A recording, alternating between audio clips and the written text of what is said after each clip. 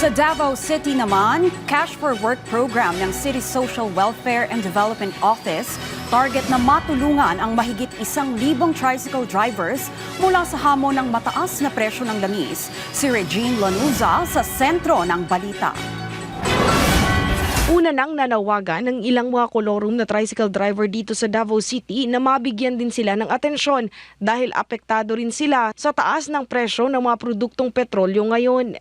Ito'y matapos na naging prioridad at naunang nabigyan ng ayuda ng iba't ibang ahensya ng gobyerno ang mga tricycle operators at drivers na may prangkisa. Kaya naman ngayon ay may programa ang lokal na pamahalaan ng Davao City upang matulungan sila. Ito ay sa pamamagitan ng Cash for Work program ng City Social Welfare and Development Office o CSWDO. Sa ilalim ng nasabing programa, nakipag-ugnayan ng CSWDO sa City Agriculturist Office dahil ang mga benepisyaryo ay kinakailangang mag-urban gardening.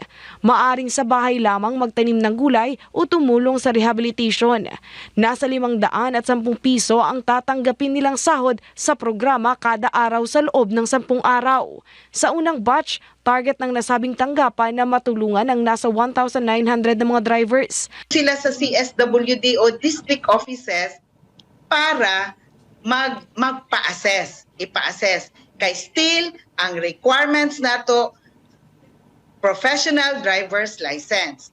Ang nasabing programa ay ikinatuwa din ng iba't ibang tricycle driver, tulad na lang ni Dodong na pumapasada rito sa bangkal. Ayon sa kanya, una na siyang nag-apply para sana sa tulong na mula sa DSWD, ngunit nabigo silang maisama sa listahan. Dako ang tabang oy.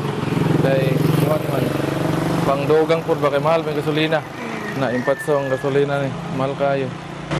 Ikinatuwa rin ng tricycle driver na si RJ dahil malaking tulong na ito sa kanya lalo na't hindi sila nagpapatupad ng mataas na pamasahe. Ako yung tabang mo may kay number 1, para dyan ako sa ligid. Tapos, spare parts ako motor.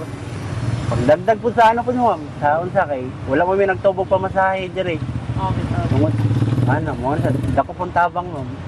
Ang umbak driver naman na si Sunny plano ring mag-apply para sa nasabing programa dahil malaking tulong ito sa kanyang pang-araw-araw na gasto sa gasolina. Karon dako kay nagtabang kung sa mga karon kay para karon mingaw ang pamasayro kay walay klase dako kay nang matabag unta. Gayunpaman, inihayag ng Davao CSWDO na kasabay ng pagtulong sa mga tricycle driver, hinikayat din nila ang mga ito na gamitin ang matatanggap na sahod sa pag-apply ng prangkisa ng kanilang minamanehong tricycle. Ito ay para hindi na sila mapag-iwanan sakaling may mga ayuda pang ibibigay. Mula sa PTV Davao, Regine Lanuza para sa Pambansang TV sa Bagong Pilipinas.